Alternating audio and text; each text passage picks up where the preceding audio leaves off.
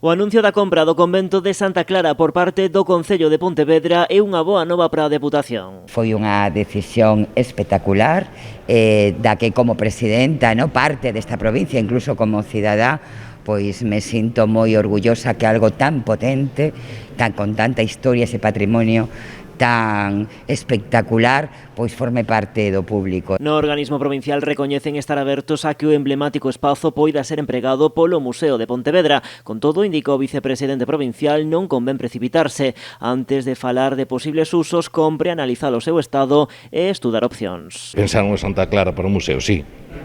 Evidentemente, é a nosa obriga estar pensando alternativas e non buscando solucións. Outra cousa que non vamos a entrar nunha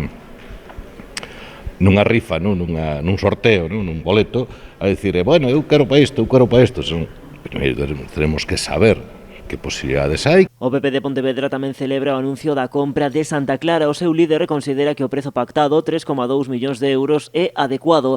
Rafa Domínguez cree que a operación é beneficiosa para os intereses da cidade, pero advirte de que o seu apoio non é unha carta branca, o que engade. Me parece moi precipitado presentar un preacuerdo verbal.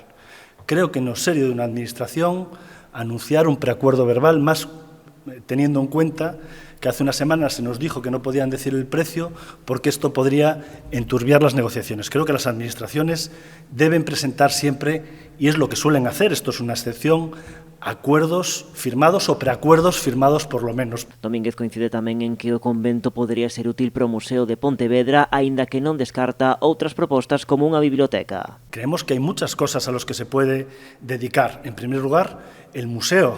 Tienen espacio y así por lo menos nos evitaríamos una obra faraónica y que nadie en la ciudad entiende, como es la ampliación del museo con excavaciones y explosiones en la zona vieja de la ciudad. Por lo tanto, esa es una de las posibilidades, pero hay otras posibilidades, como una biblioteca municipal. Pontevedra no tiene una biblioteca municipal tan necesaria. No PP tamén confían en que os xardíns e a horta de Santa Clara poidan abrirse á cidade e que sexan aproveitados ao máximo.